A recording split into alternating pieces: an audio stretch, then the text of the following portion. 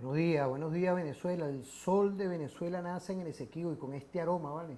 Que es café aroma. Un saludo a la Corporación Venezolana del Café, ¿vale? Mira. Mmm, sabroso, pues. Quiero saludar a nuestro ministro Castro Soteldo, de verdad. Porque fíjate, aquí desde TVFAN se abrieron las amarras a lo que es hoy la producción nacional, la Corporación Venezolana del Café. Un saludo a él, igualmente a todo ese equipo de la Corporación Venezolana del Café. Y hoy, como siempre, dándole vida desde nuestra conciencia, desde nuestra visión, que es la tuya, la que nos pueda estar viendo, y escuchando en el circuito radial Tiuna, lo que en este momento puedan vernos, pero también escucharnos en Apure, en cualquier parte de nuestra geografía nacional. ¿Por qué es importante hoy? Porque es la televisora, es tu televisora de la Fuerza Armada Nacional Bolivariana. Desde aquí, con nuestro coronel Bencí Guerrero, quien es presidente de tu televisora, igualmente allá en el circuito radial Tiuna, nuestro coronel Jorge Eliezer Mantilla Mijares. Estamos haciendo una televisión diferente, estamos haciendo una radio que es la voz de la Fuerza Armada diferente, es buscar hoy desde nuestra impronta de origen. Con ese Bolívar, fíjate, aquí está, este Carabobo, un punto itinerante, pero otros constructos, porque es importante hoy revisar cuando uno toca los temas que en este junio rebelde, en este junio pertinente, tengamos que revisar hoy también siempre lo que es nuestra historia. No podía faltar a la red de historiadores, a esa forma de ver hoy por qué estamos hoy frente a lo que es rememorar, recordar, pero también ver.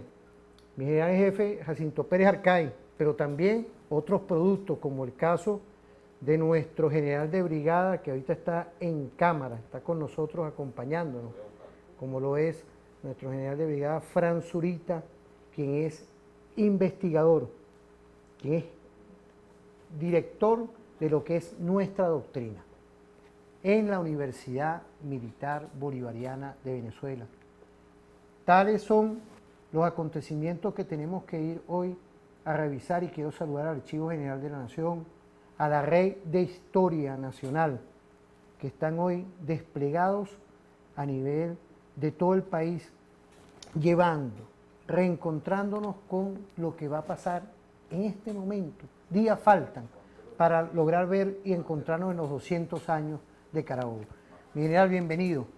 Mi general Fran Zurita, quien es coordinador y director de todo lo que tiene que ver el área de la doctrina de nuestra Universidad Militar Bolivariana de Venezuela, general de brigada de nuestro ejército bolivariano. Quiero darle la bienvenida a su programa.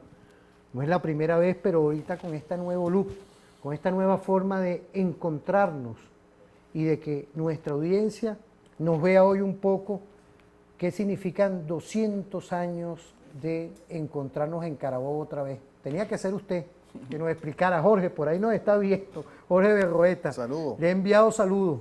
Saludos a Jorge. ¿No? Y aprecian la pertinencia, y escúchenme bien lo que me están viendo ahorita, miren, vean, vamos a vernos un poco la cara, miren, lo que nos están escuchando.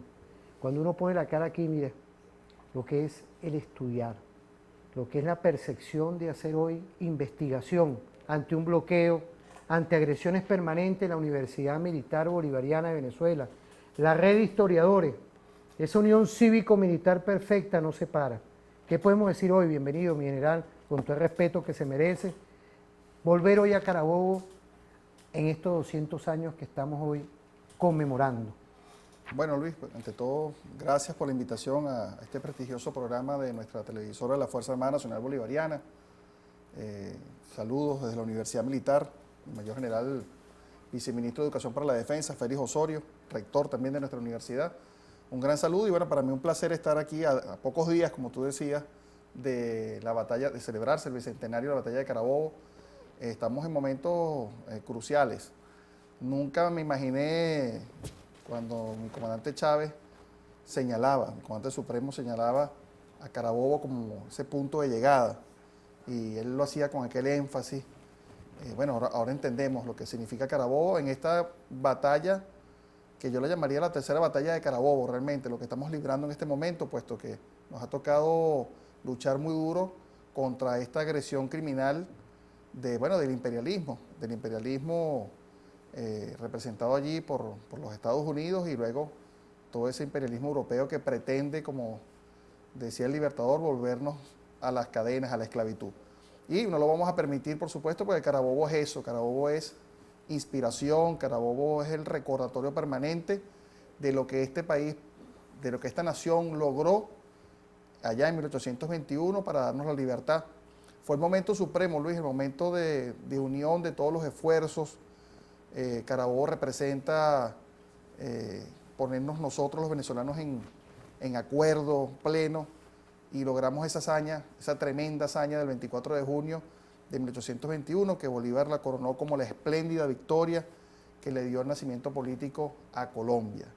Entonces es trascendental para todos los que nos están escuchando en estos momentos, que están en sus casas, en sus trabajos, en nuestra frontera, en nuestros cuarteles militares, entender lo que significa Carabobo para nosotros, que no es solamente el hecho de una batalla que podemos reseñar como el hecho bélico solamente, sino es lo que representa esa imagen de Carabobo como punto de unión, punto de concentración de todos los esfuerzos que este país tuvo que librar durante esos 10 años terribles de lucha.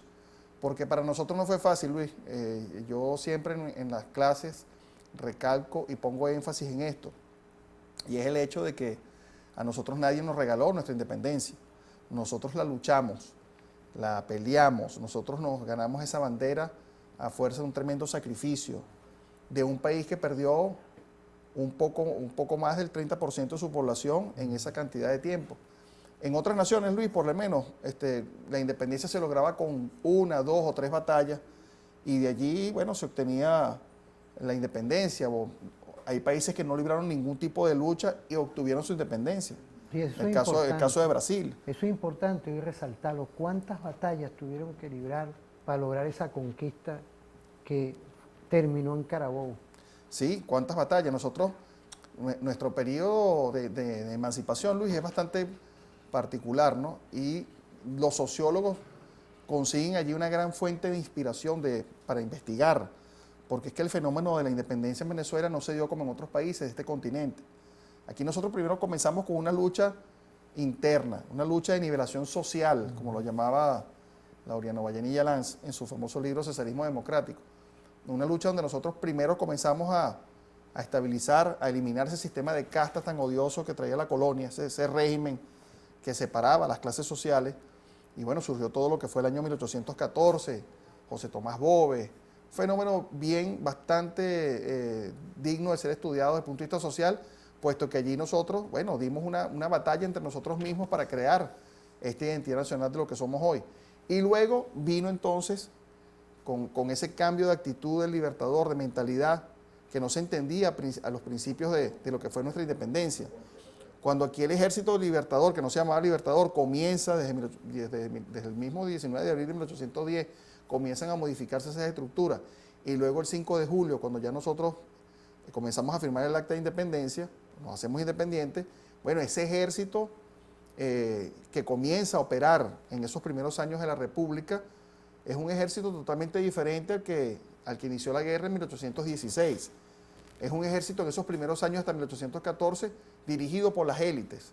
Recordemos que Bolívar, quienes habían hecho la independencia, bueno, eran primero que nada los mantuanos, esa clase social poderosa que deseaba para Venezuela una independencia, pero una independencia sobre todo de esa clase social, que era la más alta en ese momento, y que poseían todas las riquezas de Venezuela. Eran dueños de las tierras, de las grandes plantaciones de cacao, del ganado, de los cueros, eran dueños de todo. Y lo único que le faltaba realmente a esa clase social era el poder político, que se lo imponían desde la metrópoli, allá a 10.000 kilómetros de distancia, con todo un océano de por medio, el océano Atlántico, y ese rey, que nadie había visto en Venezuela, ni lo conocíamos aquí, bueno, era el que mandaba aquí, mandaba sus empleados, eran los que dirigían el poder político en la nación, y esos mantuanos querían justamente una independencia que les permitiera a ellos hacer su libre comercio. Ellos eran los dueños de las tierras y no veían lógico que, bueno, como estos señores que vienen desde la península de España vienen a dirigirnos aquí. Entonces, bueno, ese primer movimiento de independencia, ese primer ejército que se forma, esa primera fuerza armada que nace con la República, va a tener esa característica, es una Fuerza Armada de las élites. Por lo tanto, los soldados que conforman esa Fuerza Armada son esclavos en su mayoría, son los esclavos que están en las plantaciones, que están sirviendo ahora a esos oficiales en alto rango, coroneles, generales, pero que realmente son sus dueños, son sus amos. Y cuando esos soldados peleaban en las batallas, ¿a dónde regresaban? ¿Obtenían una libertad, como se decía, de esa nueva república que estaban haciendo? No, obtenían era el derecho a regresar nuevamente a la plantación, obtenían el derecho de regresar nuevamente a las cadenas, de regresar nuevamente al trabajo forzado que significaba la esclavitud. Y eso ocasionó un gran choque social que luego va a ser encauzado o va a ser representado por ese personaje también muy mal estudiado que ha sido José Tomás Bove. Bueno, un hombre que entendió en su momento y canalizó, y bueno, ese río inmenso que venía desbordándose de diferencias sociales y de injusticia, bueno, se encarnan en él, y va a ser ese año llamado por los historiadores y por el mismo Libertador, el año terrible de 1814, donde no consiguieran los patriotas consolidar la república que se va a perder en 1814 con la presencia de José Tomás Bove, y nos vamos a percatar, o se va a percatar Bolívar más adelante, que es un problema de percepción. En el 16, cuando regresa, en 1816, una vez desaparecido José Tomás Bove, viniendo de Haití, donde Petión le da esos consejos: mira, Bolívar, te voy a apoyar con armas, con equipos, con todo, pero necesito que liberes a los esclavos, que es lo primero que tienes que hacer, porque es inconcebible plantearse una república donde siguen personas en la esclavitud. Y bueno, Bolívar tiene que enfrentarse ahora a su propia clase social, porque él era un mantuano. La riqueza de esos mantuanos estaba en los esclavos. ¿Cómo liberar a esos esclavos si esa es la fuente de riqueza de las grandes familias, de los llamados los grandes cacaos? Ese era el gran dilema.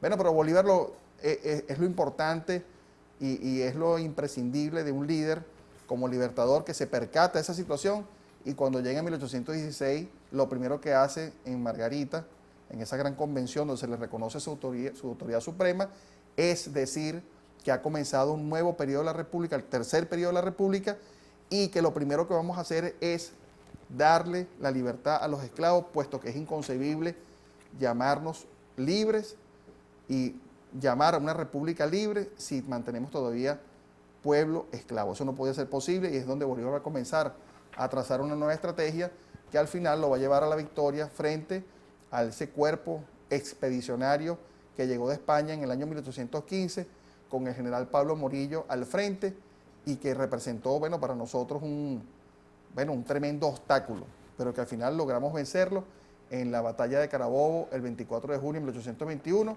a ese ejército expedicionario que llegó en 1815 con 10.000 hombres, y que bueno, nos dieron 6 años de cruenta lucha en todo lo que fue Venezuela y la Nueva Granada, pero al final vencimos.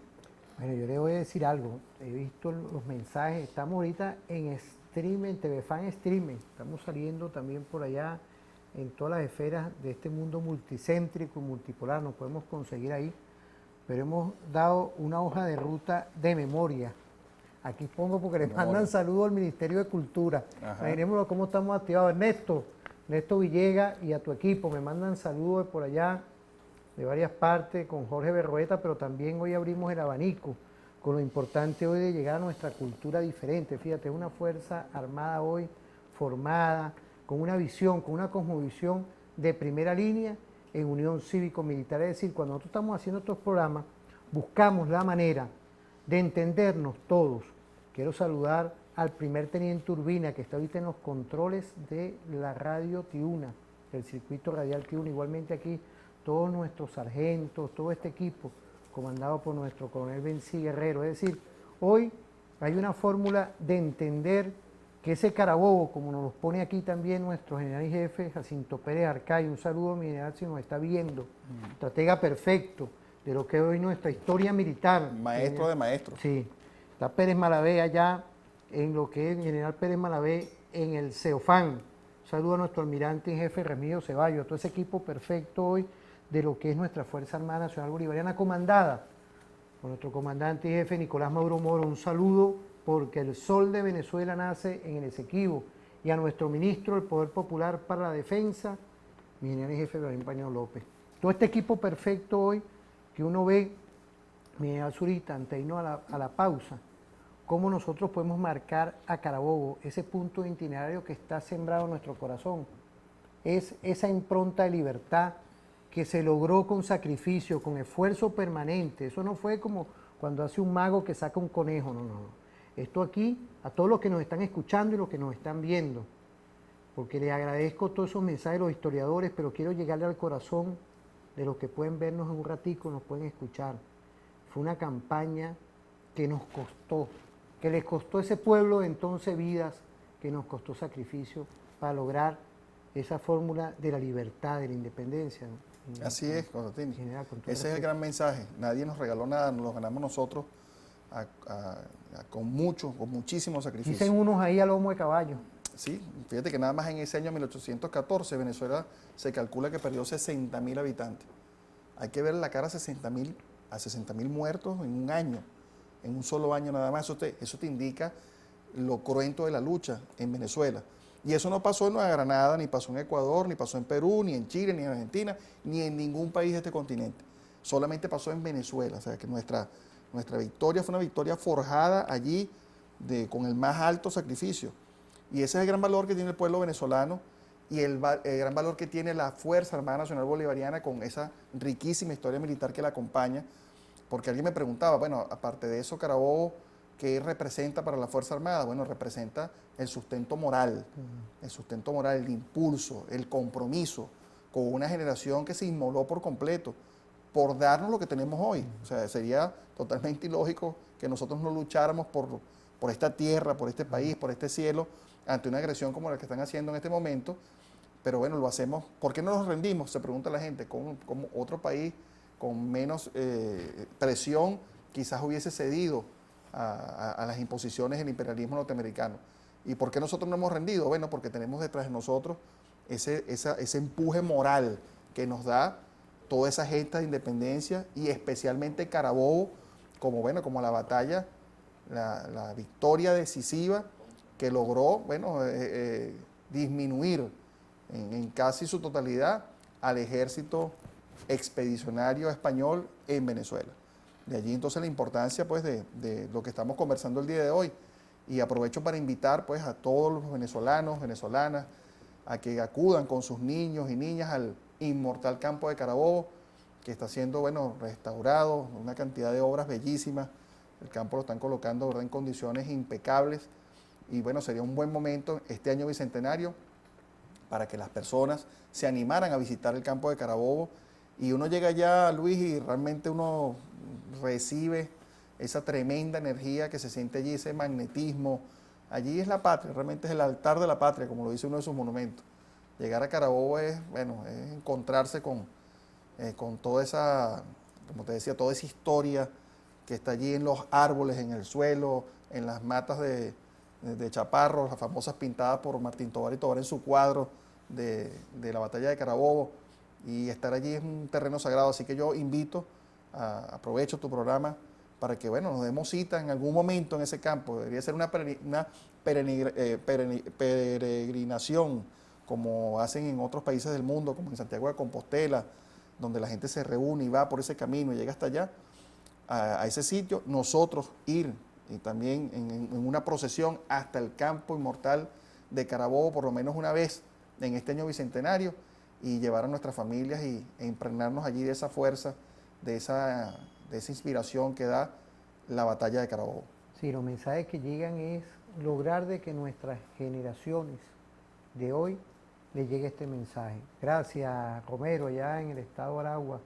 Me ha llenado el teléfono de puras bendiciones, pero también los demás mensajes que nos llegan desde la madrugada. Pero esto es gracias, pues ya este programa lo repiten en la madrugada, a 1 de la mañana sale, pero quiero agradecerle a nuestro coronel Bencí Guerrero, que está dándole vida, está cambiando con esfuerzo, con dinamismo, con este equipo perfecto de la televisora de la Fuerza Armada, está cambiando, porque con poquito, mi comandante y jefe, aquí se hace mucho, con poquito, así como está haciendo hoy nuestra Universidad Militar. Usted comanda lo que es la línea de acción de la división de adiestramiento, que a mí, a honor, uno como docente de la Universidad Militar, de nuestra academia, de la Guardia, del Ejército, me honra siempre, y del Rectorado, como usted lo sabe muy bien, me honra siempre traer a nuestros equipos, y entre eso está usted como director de la división de adiestramiento. Es correcto. Nosotros desde la Universidad Militar, creación de mi comandante supremo Hugo Chávez, hay que recordar siempre esto, fue una idea genial. Lo que hizo mi comandante Chávez al crear la Universidad Militar ha representado para la Fuerza Armada y para la nación en sí un avance tremendo, un factor de cohesión, porque bueno, la universidad es eso, la universidad es el estudio, es el análisis, son las luces de la Fuerza Armada. Y yo me siento súper motivado de estar allí al frente de la División de Doctrina y Adiestramiento Militar, donde hemos creado unos programas interesantísimos desde el punto de vista histórico para reforzar la identidad nacional. La universidad tiene dos programas insignes que son conocer la historia siendo protagonistas. Esto es un programa que se hizo para que todos los cadetes de nuestras academias militares, de nuestras 12 academias militares, conozcan la historia de una manera, de una percepción distinta a la que es estar en un aula de clases, en un pupitre, con el famoso libro, un profesor dictando una cátedra, que es muy bueno, pero que carece justamente de esa vivencia y de esa experiencia. Y nosotros nos planteamos entonces darles un vuelco a esto, porque estamos en revolución, y es sacar a nuestros muchachos de esa aula de clases y llevarlo al terreno de los acontecimientos, es decir, hacerlos protagonistas de la historia.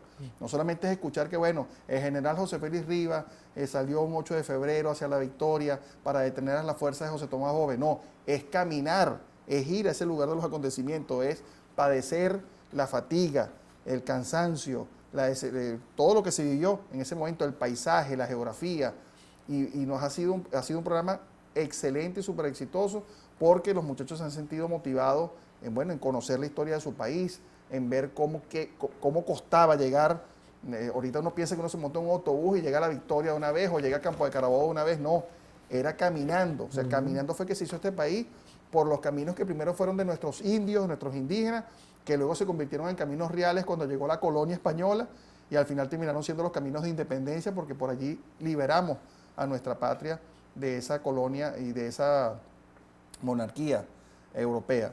Entonces, bueno, es un programa, como te decía, un programa insignia en la universidad, y ese programa va acompañado de otro programa que también es muy, muy bonito, que es el programa Los niños son protagonistas de la historia patria, donde nosotros no nos conformamos solamente con ir sobre esas rutas históricas, que hacemos 4 en total, 4 rutas históricas en el año, sino que nos llevamos a los niños de esas comunidades que están a lo largo de esa ruta histórica y los invitamos un día a nuestras academias militares para que pasen un día distinto, un día diferente.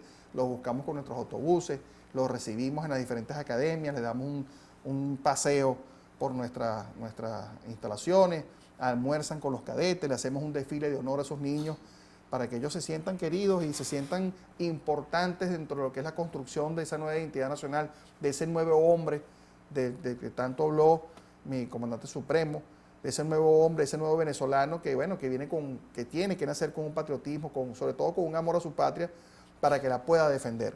Y ha sido, cuando vamos a las rutas, Luis, encontramos a esos niños que nos acompañaron ese día, en esa semana, y esos niños, hacen sus pancartas, hacen obras de teatro, nos reciben, nosotros le damos caramelo, apoyamos a las escuelas donde están esos niños, la universidad, con los pocos recursos que tiene, dota a esas escuelas también de material necesario, atendemos casos clínicos de niños. Y es un programa muy, muy bonito que va entrelazado con el de los cadetes, conociendo la historia siendo protagonistas, con el de los niños. Y estamos creando un nuevo tipo de relación entre la Fuerza Armada. Para nosotros es un termómetro.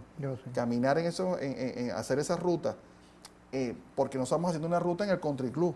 No vamos para la Lagunita Country Club, nosotros estamos yendo allí a las catacumbas, estamos yendo al pueblo venezolano a ver su padecer, sus problemas, su supervivencia hasta esta enorme presión, pero hemos sido recibidos siempre con los brazos abiertos en esas comunidades.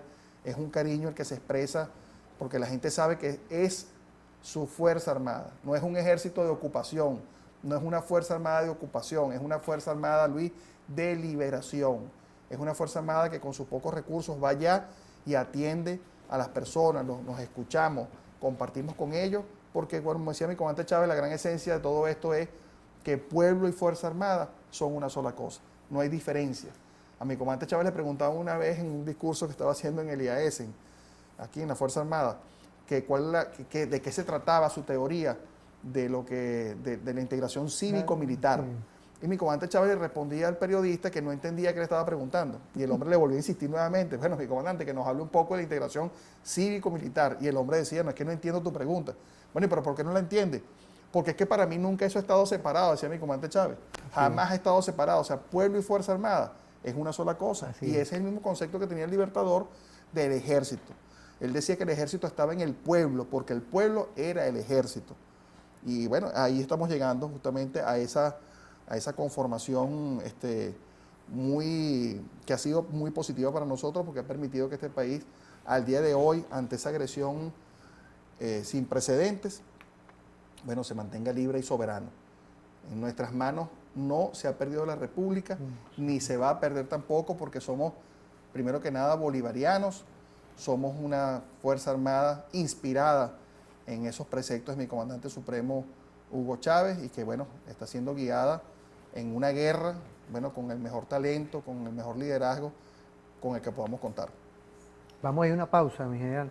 Y en ese talento que contamos siempre, estás tú, como pueblo en resistencia, como pueblo hoy, que cuando tú nos mandas un mensaje, ese mensaje de rebeldía ante cualquier dominación y ante cualquier injerencismo. Vamos a ir a una pausa. Nos vamos con esa música perfecta de Mi Patria Soberana de Armando Martínez, los que nos están escuchando en el circuito radial Tiuna, que son bastantes, ¿vale?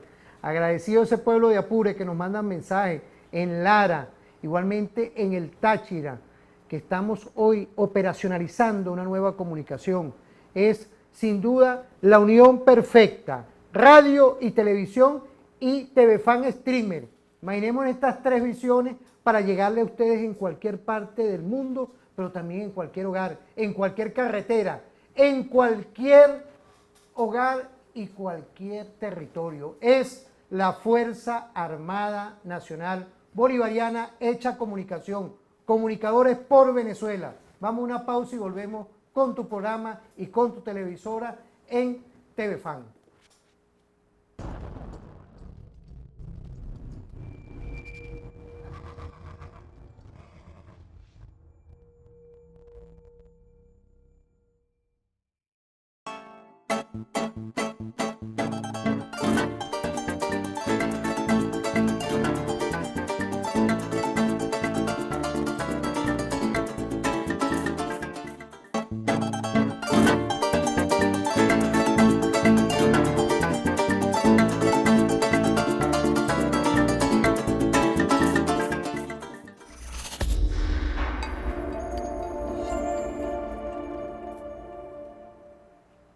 Mira, esto me parece a mí perfecto, ¿no? Quiero saludar al equipo de Memorias, ¿no? Porque esto fue, imaginémonos hoy, como lo dice mi general Fran Zurita, ¿no? Este fue en marzo del 2009, ¿no? Esto fue en marzo del 2009. Veámonos hoy lo que dijo nuestro general Zurita de lo que hablaba Chávez. 2009, cuando sacaron esta revista, del cual nos habla 200 años después, independencia y revolución. Hablaban de Carabobo. Imaginémonos hoy, cuando ya en un proyecto de país, esto no es algo improvisado ni nada de eso, proyecto de país desde el año 99 para acá, nuestro comandante Chávez, y hoy lo continúa nuestro presidente y comandante y jefe de la Fuerza Armada Nacional Bolivariana, Nicolás Maduro Moro. Es decir, a pesar de que hay una guerra, de que hay toda una estrategia imperial con el bloqueo, nosotros seguimos, y no podía faltar hoy que estuviera acompañándonos nuestro general de brigada Fran Zurita, del cual quiero enviar un saludo tanto a su padre, el doctor Francisco Zurita, quien hoy no pudo estar con nosotros acompañándonos, que estaba invitado igualmente. Eres docente investigador de nuestra Universidad Militar Bolivariana de Venezuela. Quiero hacerle también esta visión, porque cuando uno habla del trabajo de extensión, gracias a él, en su momento, y quiero mandarle un saludo a nuestro mayor general que estuvo con nosotros como rector y comandante general del Ejército, Alexis Rodríguez Cabello, un saludo a él, en estos días lo llamé, ahorita diputado de la Asamblea Nacional. Logramos en ese momento, por medio de nuestro general de brigada Fran, su padre, igualmente a nuestro coronel Vizcarrondo, si nos está viendo, un saludo a él, del cual se logró el cambio estratégico de lo que es la visión que se operacionaliza hoy con respecto a la educación militar. Es decir, nuestros cadetes operacionalizando en trabajo de extensión, trabajo de campo, un sinfín de cosas que hoy se están logrando gracias, y por eso es que nuestro general Fran es coordinador de la división de adiestramiento y doctrina de nuestra Universidad Militar, comandada hoy por nuestro mayor general, otro patriota, nuestro mayor general Félix Osorio Guzmán. Un saludo a él, igualmente nuestro amigo. Siempre en todo esto hay una historia, así como estamos hablando de Carabobo, así como estamos hablando de memorias, todo esto, tenemos que recordar que esto que se está haciendo aquí hoy no es un ejercicio fuera de lo que se inserta en la comunicación estratégica de nuestra Fuerza Armada Nacional Bolivariana.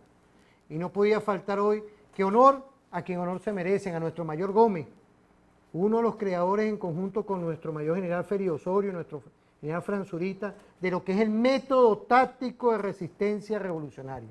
Eso va todo insertado en una política defensiva, una política estratégica que si el que nos pueda estar viendo ahorita, Baden o cualquiera, porque ahorita nos ven en TV Fan Streaming, ahorita llegamos a donde no llegábamos antes, ¿ah? Y los que nos escuchan también, tenemos para los que nos escuchan, tenemos también para los que nos ven en televisión, radio, televisión, y también tenemos irnos por toda esa geografía nacional e internacional con TV Fan Streaming. Entonces, cuando uno ve todo esto, uno recuerda también, y vamos a ese pasado que está presente. En general, cuando uno ve todos estos temas, que usted lo está hablando con fundamento, con visión, que fueron un sinfín de batallas, 200 y pico, 172, algo así se hablaban, de lo que se logró la campaña libertadora. Podemos decir hoy que dentro de todas esas batallas estaban las estrategias perfectas, la visión de distraer al enemigo, la visión de cómo entrábamos y rompíamos, y se rompió y se logró vencer a un ejército ordenado, que venía según, porque aquí se desmoronó, de vencer a Napoleón. Palabras de la misma La Torre escritas en ese fundamento, que los historiadores hoy podemos volver a ver. O sea, aquí cuando hablamos del referente informativo, lo buscamos con contenido, no hablar por hablar, porque ese llamado de atención que defender a la patria, hoy, un comunicador tiene que buscar contenido. Y no podía faltar aquí, que no es nada más esto tan bello. Gracias a nuestro coronel Bencí, con poquito, mire, poquito. Así hay un equipo que estamos hoy sacando de nuestra impronta de origen, con nuestros militares, esa visión de volver a Carabobo, mi general. ¿Qué lectura tenemos de todo esto? Con el respeto que me mueve siempre al tenerlo aquí. Pues yo lo vi como coronel, ¿ah? Sí, metido por todos esos espacios, con su papá y todo ahí a caballo. A caballo, a pie, de noche, de día. Y nadie nos veía por ahí Sí, en esos sí. campos, en esas catacumbas. En esas catacumbas y bueno, se hizo un tremendo trabajo. Saludos al coronel Guerrero Chea, que gran amigo y que está al frente acá de la televisora, haciendo cambios importantes, porque esta guerra es comunicacional sobre todo. Esto es una guerra donde tenemos que fortalecer lo comunicacional. Eso fue un regalo que nos dieron por ahí. Como decía mi comandante Eso fue Chávez. un regalo, un tremendo regalo Sí. que le dieron a la Fuerza Armada, tenía nuestro coronel aquí. La comunicación es sumamente importante en esta guerra difusa que estamos viviendo actualmente. Y bueno, entonces Carabobo, te decía, tú mostrabas una imagen aquí interesante, ¿no? Una imagen de, voy a ver si la cámara la puede ver aquí, ¿no? Una imagen donde aparecen la posición de los caballos. Es importante acá, hasta estos detalles que parecen detalles que no tienen importancia, son de suma, como digo yo, para enseñar a la gente, ¿no? Fíjate la posición de nuestros llaneros, cómo van en ese caballo, ¿no? Cómo van acostados sobre un lado del caballo, sobre el lomo. Esto no es una casualidad. Así peleaban nuestros hombres y nuestras mujeres cuando le correspondió, bueno, luchar por nuestra independencia. El mismo general Pablo Morillo lo decía, era imposible luchar contra un ejército que se le había vendido como un ejército desordenado, un ejército de un ejército, unas bandas armadas, ¿no? Era un ejército que peleaba con unas habilidades, con unas características únicas en este país, un ejército que no necesitaba logística, Luis, para desplazarse en el terreno. Decía el general Morillo que éramos capaces de cruzar 2.000, 3.000 caballos en uno de esos ríos caudalosos del Apure, y lo hacíamos en 15, 20 minutos, mientras que ellos le tomaba prácticamente una operación de un día hacer lo mismo. Era un ejército que no necesitaba llevar trenes de combate, porque no teníamos uniforme, carecíamos de los más mínimos elementos para luchar. Pero así nos adaptamos y así hicimos nuestra guerra, y eso nos convirtió luego en el arma letal, en el arma potente con la que logramos darle la libertad a muchos de nuestros países hermanos en este continente. Entonces, bueno, Carabobo no es una batalla, primero que nada, fortuita, que ocurrió que se encontraron dos ejércitos en la sabana de Carabobo. Carabobo es una batalla planificada por nuestro libertador Simón Bolívar desde mucho antes de que se diera. Quizás no con el nombre de Carabobo, pero él se había ya visualizado en el año 1817, ya hay unos claros ejemplos de su estrategia, que siempre consistió en aislar al ejército español en Venezuela, aislarlo, rodearlo y luego, bueno, tratar de desmembrar ese ejército y lanzar una batalla decisiva, que fue lo que se logró 4 años más tarde en Carabobo.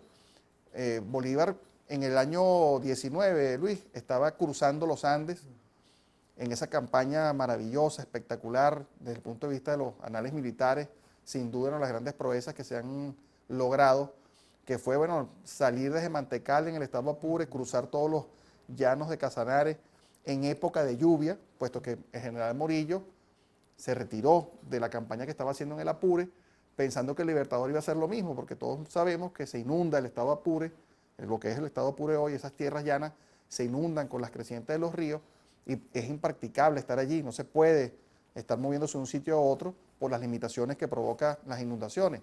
Bueno, Bolívar aprovechó ese momento donde el general Morillo pensaba que estaba tomando sus cuarteles de invierno, así se llamaba.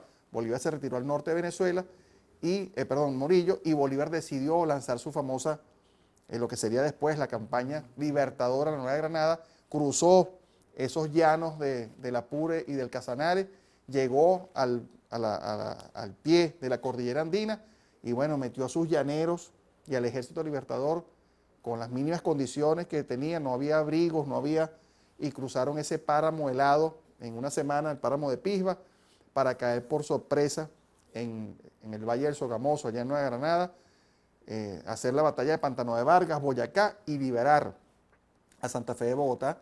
Lo que consiguió con esto fue, bueno, sorprender a Morillo. Cuando Morillo se enteró de la noticia, ya había perdido la Nueva Granada, hoy Colombia, o sea, una joya de la corona, puesto que allí estaban los recursos, estaba la gente, era un país que había sufrido muchísimo menos que el nuestro, donde estaban agotados los recursos, y desde allí ya Bolívar empieza entonces a trazar esa campaña que hoy llamamos Carabobo, porque la batalla se dio en Carabobo, pero que no tenía nombre en ese momento. Era una campaña que consistía en, como lo dije, sacar al ejército español, desmembrarlo antes de lanzar la batalla decisiva. ¿Por qué? Porque el ejército español estaba en ese año 1820 y 21 esperando refuerzos desde España. Ya esas tropas que habían llegado aquí a Venezuela en el año 1816 se habían agotado, estaban esperando que llegara sangre nueva a sustituirlo, y había una expedición de 22.500 hombres en Cádiz esperando solamente embarcarse para venir a Venezuela a someternos. Si con 10.000 hombres que llegó Morillo en el año 15 sufrimos todo lo que sufrimos, pero dándole combate, imagínate tú que hubiesen llegado esos 22.500 hombres, bueno, se hubiese largado seguramente la guerra, pero el resultado hubiese sido el mismo. Íbamos a lograr nuestra independencia, pero nos iba a costar muchísimo más sacrificio. Bueno, estos hombres no salen por una cuestión del destino, se produce la rebelión de Rigo y Quiroga en España, los militares liberales allá se alzan en España, y bueno, van contra el rey Fernando VII, y esto provoca aquí unas negociaciones en tierra venezolana que nos van a conducir en noviembre al armisticio, que es un cese de las hostilidades, y al tratado de regularización de la guerra. Fíjese, yo quería hacer una pausa, ¿no? Porque usted nos dio el año pasado una clase, todavía me recuerdo, ¿no? De lo que fue ese armisticio, porque sentimos que nuestro gobierno acertadamente, nuestro comandante y jefe Nicolás Maduro Moros vio esa visión de entender por qué el armisticio, porque a veces comunicacionalmente, y más aún nuestros libros de historia, no no romanticizan ese hecho trascendental de preparación para lo que vino después. Entonces, ¿qué lectura tenemos de todo esto, mi general? Sí, Me bueno, disculpa que lo haya, pero usted le dio una visión, usted como jefe de doctrina, muy positivamente dentro de nuestra universidad militar, a ese hecho estratégico en conjunto con nuestro mayor general Félix Osorio. Quiero saludar a nuestro IAESEN, a nuestro director, nuestro y vicerrector igualmente de investigación, nuestro general allá Pérez Villamizar, Pablo Pérez Villamizar, quien también le ha dado esa cosmovisión de entender, de profundizar estos hechos. sí, bueno, fue un evento importantísimo, puesto que por primera vez, al fin, España reconocía que aquí había una fuerza beligerante. Es decir, ya no estábamos luchando contra los rebeldes, lo que llamaban ellos bueno, la montonera, así nos denominaban, los insurgentes, sino que estábamos demostrando que aquí había un ejército organizado que estaba buscando, perseguir un objetivo claro y preciso que era la independencia. Entonces, bueno, se van a dar esas negociaciones en el año 1820, a la cabeza del general Pablo Morillo, jefe de esa expedición. Se percata Morillo que no va a recibir refuerzos, es decir, hay que ir a negociar con el libertador Simón Bolívar, y por primera vez entonces se van a dirigir en la correspondencia oficial llamándolo presidente de Colombia, lo que nos dio a nosotros entonces, bueno, ya la posibilidad de mostrarnos ante el mundo como una nación consolidada, una nación conformada, una república independiente. Eso fue un hecho importantísimo en ese momento de la historia. Ese armisticio fijó un cese de las hostilidades durante 6 meses, es decir, parar la guerra durante 6 meses y adoptar ahora, Luis, un sistema que se llamó el Tratado de Regularización de la Guerra, que ponía fin a la guerra a muerte. Hago énfasis en lo que nos están escuchando, porque en ningún otro país se produjo este fenómeno de la guerra a muerte. Imagínese usted que en el campo de batalla, si usted era prisionero, usted no tenía derecho a nada. Usted tenía derecho a pasar al paredón de fusilamiento o que lo remataran ahí mismo. No había prisioneros de guerra, no había respeto por los heridos, no había respeto por los hospitalizados, por las mujeres, por los niños, por nada. El que era patriota, si era capturado por los realistas, era ejecutado de inmediato en el acto, y si era realista y era capturado por los patriotas, entonces eran ejecutados igualmente. Bolívar tuvo que apelar a este recurso para, bueno, cohesionar al país, para poder llevar al país, sacar al país de abajo, porque los españoles ya venían aplicando una guerra de exterminio contra nosotros los venezolanos, y Bolívar lo que hizo fue responder con otra herramienta parecida a esta, para obligar a los españoles, bueno, también a sufrir la misma, a recibir un poco de su propia medicina. Y bueno, así como en Trujillo en 1813 Bolívar hizo el decreto de guerra-muerte, también planteó entonces en Santana de Trujillo, en noviembre de ese año 1820, bueno, lo que fue la respuesta a ese decreto de guerra-muerte. Es decir, ofrecer un tratado, como le decía él, el más hermoso monumento a la piedad en la guerra. Es decir, decirnos ahora vamos a pelear como gente civilizada, vamos a respetar a los prisioneros de guerra, vamos a respetar a nuestros muertos caídos en campo de batalla, que antes de este tratado morías en el campo de batalla y ahí te quedabas, ahí tus huesos, bueno, se quedaban, nadie te daba cristiana sepultura, nadie tenía derecho a enterrarte, no, tú morías y quedabas ahí en el campo. O sea, era una guerra salvaje, una guerra cruel la que se vivió en este país, y Bolívar ponía punto final con ese decreto, con ese tratado de regularización de la guerra. Bolívar ponía punto final a esa guerra a muerte. Bueno, luego, Luis, por supuesto, va a ocurrir el alzamiento de Maracaibo el 28 de enero de 1821, y eso va a ser tomado por los españoles como, bueno, como una violación al Tratado de Regularización, puesto que mi general en jefe, Rafael Urdaneta, prestó tropas en auxilio de ese alzamiento en Maracaibo, y eso el general Latorre lo vio como una afrenta. Bueno, están violando el Tratado de Armisticio, vamos nuevamente entonces a las hostilidades que se fijaron en un plazo de 100 días. Durante esos 100 días el Libertador, Luis, significa que un ejército que había dejado de operar en el año 1820, en noviembre, es un ejército que está parado, un ejército que está consumiendo los abastecimientos de la zona donde está concentrado, y eso representa un peligro para cualquier comandante, porque ahí se producen entonces el consumo excesivo de la logística, se producen las grandes deserciones, el ejército empieza a enfermarse porque está acantonado allí, empezaban las fiebres, empezaban los mosquitos a hacer su guerra con la malaria, con la fiebre amarilla, y empezaba un ejército a diezmarse. Para Bolívar era importante movilizar ese ejército lo más pronto posible, y cuando se fijan esos 100 días para comenzar nuevamente las hostilidades, entonces Bolívar comienza a reorganizar en su mente en un plan que había diseñado, por cierto, con nuestro gran mariscal de Ayacucho, el futuro gran mariscal de Ayacucho, Antonio José de Sucre. El primer plan que se hace sobre Carabobo lo plantea Sucre como el libertador y lo diseñan ellos, y más o menos va a ser la estrategia que se va a llevar a cabo cuando comienzan las hostilidades en abril, 28 de abril del año 1821, y que va a consistir, como te dije, en una estrategia de desmembrar al ejército español. Ese ejército español estaba concentrado en el norte de Venezuela y estaba custodiando dos objetivos fundamentales. El primero era Puerto Cabello, que era su base de operaciones, es decir, su fortaleza, donde tenían su cabeza de playa, por donde podían llegar los recursos, por donde podían llegar los refuerzos, o también por donde ellos podían salir de Venezuela en barco en caso de una retirada forzada. Pero también estaban custodiando Caracas, que era el centro político del país. Sobre esos dos objetivos, Bolívar va a poner el énfasis. Es decir, va a diseñar, primero que nada en la campaña, una serie de movimientos militares llamados diversiones.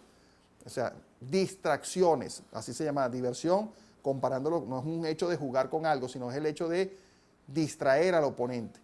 Y ahí va entonces a lanzar al general Rafael Urdaneta por el norte de Venezuela, vía Maracaibo, Coro, Barquisimeto. Va a ordenar al general Bermúdez que avance desde Barcelona, vía Boca Uchire, El Guapo, Caucagua, Guatire, Guarenas, Caracas, amenazando a la victoria y tomando Caracas, y al coronel Cruz Carrillo, que va a salir entonces desde Barquisimeto vía el Tocuyo, y luego se va a dirigir a lo que es San Felipe y va a amenazar a Puerto Cabello.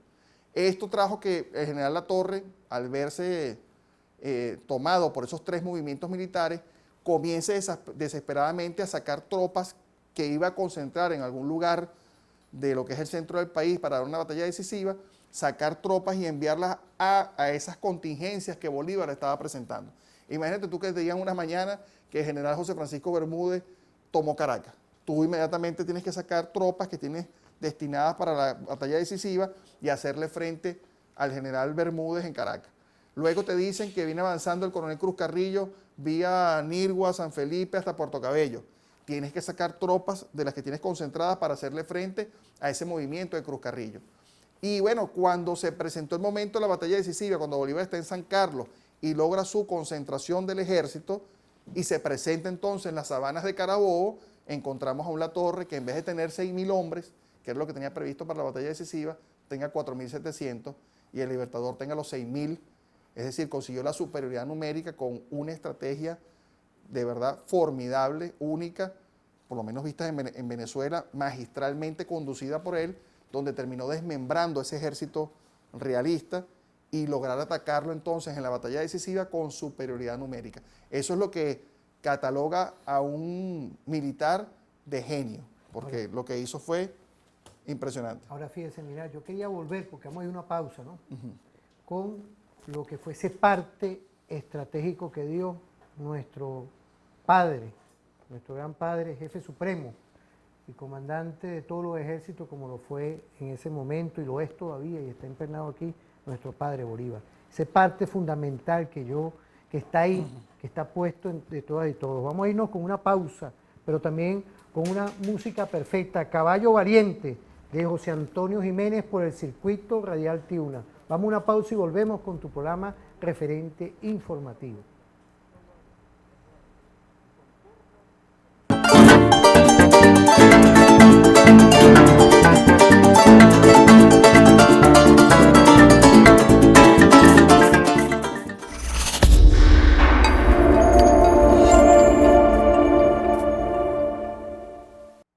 Estamos aquí tomándome un aroma de café, porque es café aroma de la Corporación Venezolana del Café. Un saludo, ¿vale? A todo ese equipo perfecto de nuestro gobierno bolivariano y como siempre, bueno, abriendo las puertas en una nueva televisora, en tu televisora Fuerza Armada. ¿Para qué? Para también promocionar lo nuestro, nuestro amor, nuestro cariño, nuestra forma de hacer las cosas como debe ser. Con nuestro presidente Nicolás Maduro Moros también como presidente productivo. Ante una guerra multidimensional, un bloqueo, está la producción. Y bueno, aquí quiero saludar a un amigo, ¿vale? A nuestro coronel Angulo Winston, que me ha mandado varios mensajes. Él está en la ADI 623 Manaure. Alexander Angulo, él estuvo en la Brigada de Comunicaciones 4 de febrero, era jefe de operaciones. Le mando un saludo a usted, mi general. Claro que Pero sí. estratégico, a mi Saludos. coronel Bencí Guerrero también. Aquí está todo este equipo perfecto de las comunicaciones, de la televisora, igualmente de la radio, el circuito radial Tiuna activado.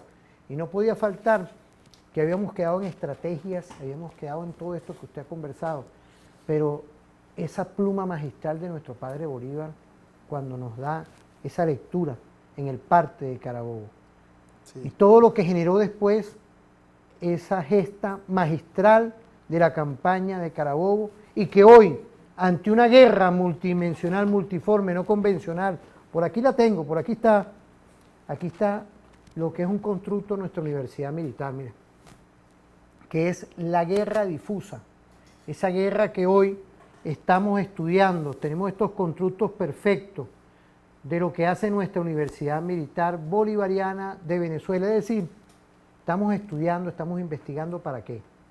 Para defender a nuestra patria, para el desarrollo nacional, para lo que dice nuestra Constitución de la República Bolivariana de Venezuela, y nuestra televisora y el circuito radial Tiuna son entes difusores estratégicos.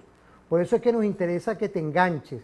Y ahora en TVFan Streaming, es decir, estamos por todas las vías, estamos con poquito, aquí se está haciendo mucho, mi general.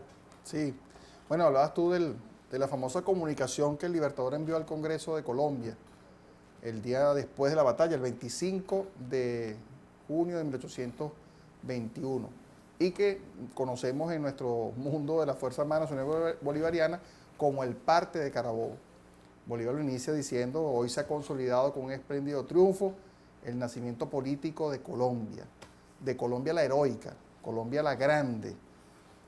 Y bueno, nos relataba Bolívar de su propio puño y letra lo que había ocurrido, acontecido, muy breve fue su redacción, su explicación de la batalla, pero con esa claridad del Libertador que era capaz de sintetizar muchísimas cosas en pocas ideas. Porque era una característica de Bolívar que lo hizo grande, que fue su capacidad de comunicación. Todo el mundo piensa que en esa época cualquiera escribía como el Libertador, cualquier persona, Luis, y no era así. El Libertador utilizaba su lenguaje escrito como un arma fundamental para llevar el mensaje. Ahí vemos a Bolívar en esas imágenes arengando al ejército libertador en las sabanas de Taguanes, a General Latorre criticándolo allí, y al ejército moviéndose, el negro primero, bueno, todo lo que implicó la batalla de Carabobo, que por sí misma merece realmente hacer una miniserie como la que están haciendo. Pronto saldrá, espero que ahorita estamos todo el mundo a la expectativa de ver el primer capítulo de Carabobo, Caminos de Libertad, de Luis Alberto Lamata. Tuve la oportunidad de estar con el elenco allá en el campo de Carabobo, haciendo un recorrido, haciéndole ver a esos protagonistas de la miniserie lo que es el campo de Carabobo, que no se limita solamente a la gota, al espacio monumental que está bellamente hoy acondicionado, donde se hace el desfile, sino que Carabobo comienza 20 kilómetros antes de llegar a ese espacio monumental, 20 kilómetros allá en la sabana de Taguanes, donde acampó el Ejército Libertador el día 23 de junio, y que en la madrugada de ese 24 de junio, a las 3 de la mañana, sonó la diana, guerrero, sonó la diana. Llovió copiosamente esa noche, los soldados, bueno, se mojaron, no tuvieron un descanso fácil.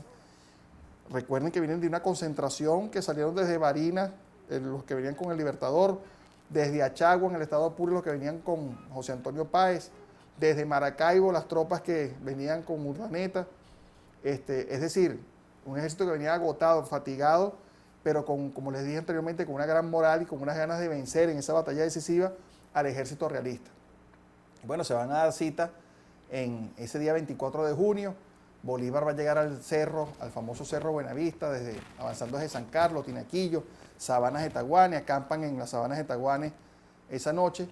Y gracias, Luis, a la existencia de la Universidad Militar Bolivariana de Venezuela, se pudo conducir una investigación histórica que autorizó mi general en jefe Parino López, que tú bien sabes, un amante, un apasionado de la historia de nuestro país, es un romántico de la vida militar, mi general en jefe, y bueno, nos dio todo el apoyo en esa oportunidad para hacer una investigación en el campo de Carabobo, que hoy se ha traducido en una ruta libertadora que, bueno, mi mayor general Rodríguez Cabello, y los comandantes generales anteriores también, mi mayor general García Tusein, mi mayor general Suárez Churio. No, nosotros comenzamos con mi general García Tusein, sí, y construimos los primeros monolitos y los hitos. Y cuando ayer estuve en el campo de Carabobo casualmente haciendo una parte de la ruta en un reconocimiento, y cuando tú te paras ahora frente al mirador que llaman, frente a la plazoleta, a uno no le queda sino sentirse extasiado primero con el paisaje, pero sobre todo con los monolitos que se ven de los más bonitos, blancos, con su bandera nacional, y uno le permite tener una visión del campo de Carabobo, la dimensión que eso tiene.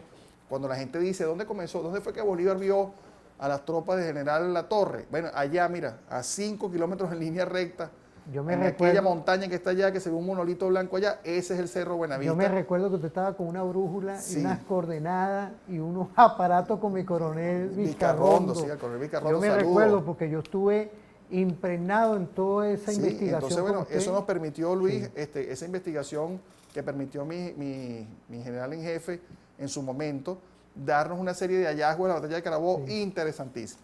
Uno de esos hallazgos, Luis, por lo menos, y Guerrero, le hago aquí para que entienda esto, uno se imagina a Bolívar siempre viendo a lo lejos el esfuerzo de la guerra.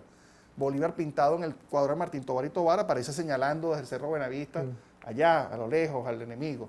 Y luego, bueno, se ubicó en ciertos puntos claves dirigiendo la batalla. Pero Bolívar fue protagonista de la batalla de Carabobo, como no protagonista nada más porque la dirigió, es que tomó parte, hizo reconocimiento por fuego, él mismo emprendió a abrir una trocha, un camino para meter al Ejército Libertador por lo que se llama la Pica de la Mona. Y todo eso fue demostrado en esa investigación, con documentos, sí, con los testimonios de los que estuvieron en la batalla, los testimonios de Oliari, del teniente Emilio Briceño, que fueron protagonistas y que vieron al Libertador haciendo todo lo que hizo, montándose arriba de una choza de paja, observando y disparando desde allí para que lo vieran, porque la estrategia consistió y fue muy, bueno, genial por la simpleza, pero genial al fin. La Torre había diseñado que como nuestro ejército libertador, su fuerte eran los caballos, la caballería, es decir, era un ejército que tenía una alta movilidad. ¿Y qué hizo la Torre? Bueno, se atrincheró en Carabobo y cerró el camino principal que conduce a la sabana de una manera cómoda con caballos. Es decir, le ofreció o puso como estrategia la contramovilidad. Es decir, si tú tienes caballo y tu fuerte es moverte rápido y envolver, bueno, yo te voy a obligar ahora a que tú te desplaces por un terreno quebrado, un terreno que tenga muchas elevaciones, que sea un terreno difícil por la vegetación para que tus caballos no tengan el rendimiento que tú necesitas. O sea que desde el punto de vista estratégico, el planteamiento de la Torre fue excelente. Colocó su ejército justamente en el Labra de Carabobo, que era el camino que permitía llegar a la sabana de manera fácil con los caballos, bloqueó allí, reforzó con artillería ese sitio y bloqueó el camino, tanto el camino del Pao, que venía desde el sur, como el camino que venía de San Carlos por la vía de lo que es el camino de Recuas, que llega al campo de Carabobo. Así se planteó la estrategia. Bolívar, cuando vio eso desde el Cerro Buenavista, me imagino su preocupación cuando dijo, bueno, me está esperando por el camino real, me está bloqueando el camino, me está obligando a que yo tenga que evolucionar por uno de los flancos. El flanco derecho que prácticamente es inexpugnable y estaba más cubierto que el otro, y el flanco izquierdo, o el flanco, en este caso el flanco derecho del enemigo, que es la mano izquierda nuestra si lo vemos de frente, bueno, es la única posibilidad que tengo. Y ahí está la experiencia de un gran líder como Libertador, de un genio de la guerra, cuando decide que ese elemento que va a llegar con la ruptura, con el elemento que va a romper el dispositivo defensivo, sea el general José Antonio Páez, sea el batallón Bravos de pura infantería, sea el batallón justamente el Cazadores Británicos, como refuerzo de la infantería, que eran la gente que tenía mayor experiencia en combate de infantería, y los manda con el general Páez y con el general Cedeño por el flanco derecho del enemigo, ocultando ese movimiento. Por eso es que Bolívar se pone al frente de la tercera división con General Plaza. 3 divisiones, recordemos, ese día estaban conformadas. La primera división con el general José Antonio Páez a la cabeza, la segunda división con el general el Bravo de los Bravos de Colombia, el general Manuel Cedeño, y la tercera división con el hipertérrito coronel Ambrosio Plaza, quien ya era general, ya había mandado su despacho desde el Congreso de Colombia, pero no lo había recibido, por lo tanto peleó como coronel, con el grado de coronel en esa batalla. Bueno, y él le dio entonces las misiones a cada una de las divisiones. La tercera división, fijar a ese enemigo, aferrarlo en el Abra mientras él evolucionaba por el flanco derecho del enemigo. Con la tercera división se puso él al frente, Luis, se puso él al frente y se hizo ver por el ejército de la Torre. Es decir, la Torre, cuando logra observar que es Bolívar, que viene a la cabeza de la tercera división, no le cabe duda entonces que el ataque principal viene por el frente, como él lo quería. Pero la mente de Bolívar lo estaba engañando, tanto con su presencia en la tercera división como con ese ataque frontal. Realmente mantenía el movimiento oculto por el flanco derecho, que no se veía. Allí el general Páez tuvo que hacer prodigios para abrirse camino. Y es allí, en el Abra de Carabobo, donde Bolívar decide, con los prácticos que había tenido en Tinaquillo, con el práctico del ejército, ahí lo vemos nuevamente a los soldados luchando y guerreando, la caballería atacando, y Bolívar dando esa tremenda arenga ya en el campo de Carabobo. Y bueno, se decide Bolívar abrir un camino que va a introducir al ejército de Páez por lo que llaman la pica de la Mona, la famosa pica de la Mona que Páez nombró en su autobiografía, y Bolívar es el que va a estar al frente de ese movimiento. Eso no lo sabíamos hasta este momento, Luis. Lo sabemos ahora con la investigación que hizo en la universidad, y le da un protagonismo a Bolívar diferente al que teníamos hasta el momento en la concepción de la batalla. Y luego vamos a ver este ejército, entonces, bueno, tratando de abrirse paso. La Torre se percata de la situación y manda a sus tropas a oponerse en el camino, en el lugar donde él pensaba que iba a salir el general Páez, que efectivamente salió. Y cuando llegamos allí a las 11 de la mañana, primero recibimos fuego de artillería como a las 10 en el Abra de Carabobo. Habían 2 cañones, recuerdo, hay uno que le disparó certeramente contra las fuerzas del Ejército Libertador, y luego se va a producir entonces el gran choque en la sabana para ganar la plataforma, porque Carabobo es una especie de altiplanicie, y el enemigo va a atacarnos entonces en contrapendiente y se va a producir allí el gran choque que vemos ahorita. Ahí vemos al ejército libertador, lo estábamos viendo en unas imágenes anteriores, donde aparecían movilizándose en el campo de batalla para llegar al combate. El negro primero allí dando su arenga. El negro primero, un personaje importantísimo de la batalla de Carabobo, fíjate, emblema. Ahí yo quería llegar, ¿no? Lo importante, porque usted habló en el otro segmento de la Tercera República, sí, de cómo se había perdido, y de la Concepción Veroy. Y quiero agradecer a todo este equipo comandado por nuestro coronel Encino, cuando uno está viendo el apoyo de imagen, de cómo ver hoy, en ese momento, en ese junio perfecto, ver hoy un ejército diferente, un ejército que valía hoy entender de cómo había nacido el pueblo hecho ejército. Es correcto, sí. ¿Ah? Usted nos dio una clase una vez, allá en el mismo Carabobo, que nos decía esa visión en pleno territorio estaba desplegado en su momento mi coronel, en ese momento mi coronel Zurita contó un equipo de expertos. Quiero saludar desde aquí al que fue, ahorita no me recuerdo el nombre, pero fíjese, aquí no tenemos ni TV Pronte, ni nada de eso, porque no nos gusta eso. Aquí estamos haciendo televisión estratégica, lo que era el cronista de la victoria. Claro. Cómo se desplegó con nosotros el doctor. Sí, el doctor Germán Fleitas Núñez. Estaba metido ahí, estaba metido con botas y con todo. Bueno, ahí estábamos en pleno territorio. Bueno, estaba ahora ahí. que tocas ese punto, Constantini, es interesante porque el doctor Germán Fleitas nos decía en su oportunidad que para él la batalla de Carabobo, en su conocimiento, hasta el día que fue con nosotros al campo de Carabobo como tal, había sido casi que una batalla arreglada. Es decir, una batalla que se había concertado muchísimo antes, como un acuerdo entre 2 ejércitos. Pues bueno, vamos a hacer una batalla decisiva para ver quién gana aquí, y bueno, y el que gane se queda con la república o se queda con la monarquía.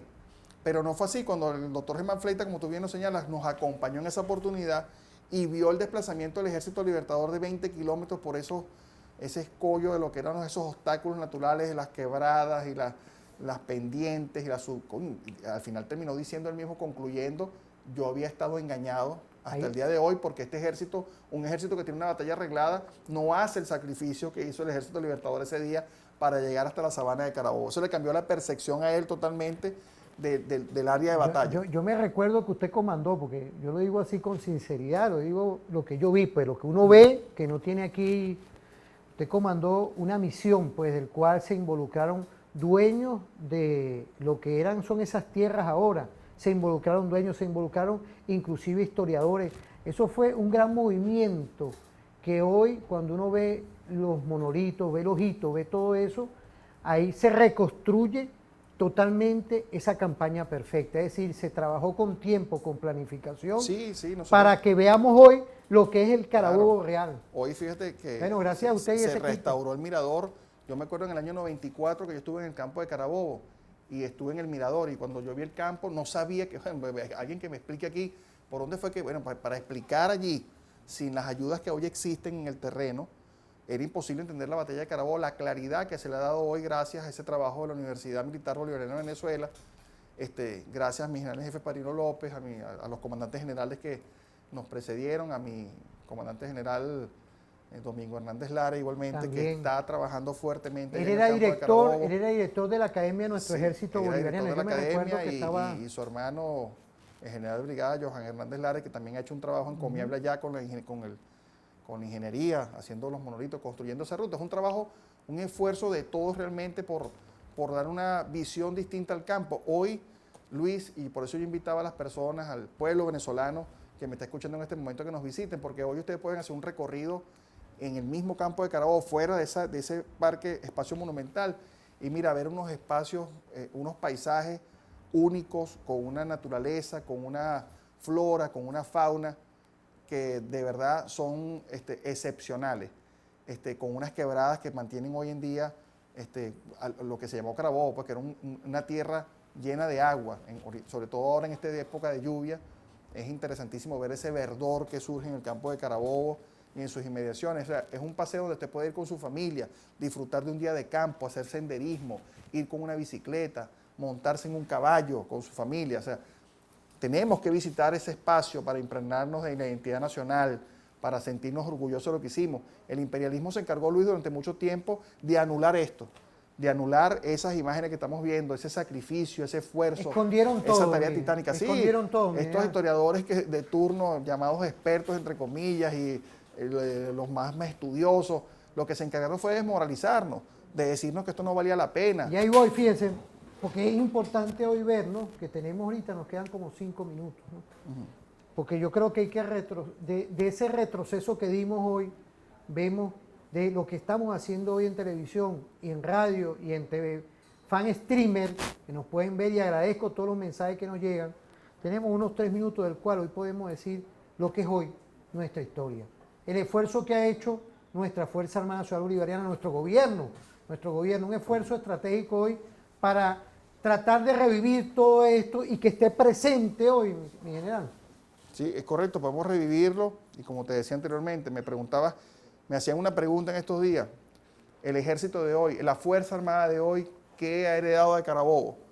Bueno, ha heredado su identidad netamente popular.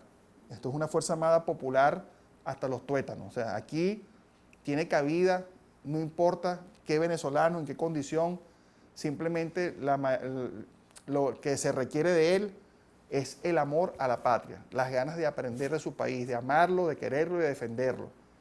Y luego nosotros aquí adentro lo capacitamos y lo formamos. Heredamos eso, lo eminentemente popular de nuestra Fuerza Armada, pueblo Fuerza Armada.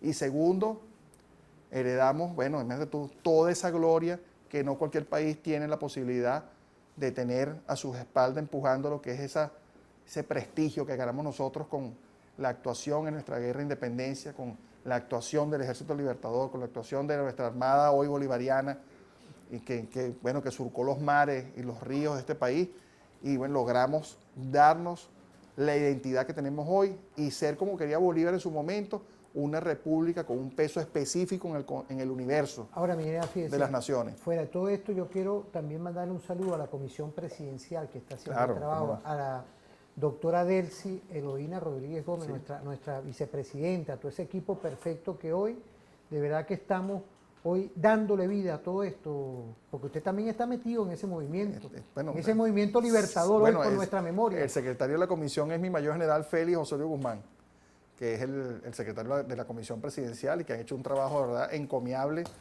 dándole vida a nuestro campo inmortal de Carabobo, y bueno, todas las actividades que se han desarrollado a nivel nacional. Hay júbilo en la calle, Luis, a pesar de todas las circunstancias y la adversidad. El pueblo venezolano reconoce lo importante que es Carabobo, la campaña y la batalla para nuestra historia, y lo ves ahora, pasas por cualquier ciudad, ves esos murales espléndidos, bellos, aquel embellecimiento que se está haciendo en todas nuestros pueblos, en nuestras ciudades. Y como te digo, a pesar de las dificultades, está la gente en la calle, está la gente celebrando su bicentenario. Carabobo entonces para nosotros es todo. Fíjense, ahorita nos vamos a ir con un video de nuestro general en jefe, Paño López. Aquí, mira, aquí está nuestro coronel Bencí, lo digo, así él se ponga ahí con una cara. Aquí está dirigiendo el timón, ¿vale? ¿Ah?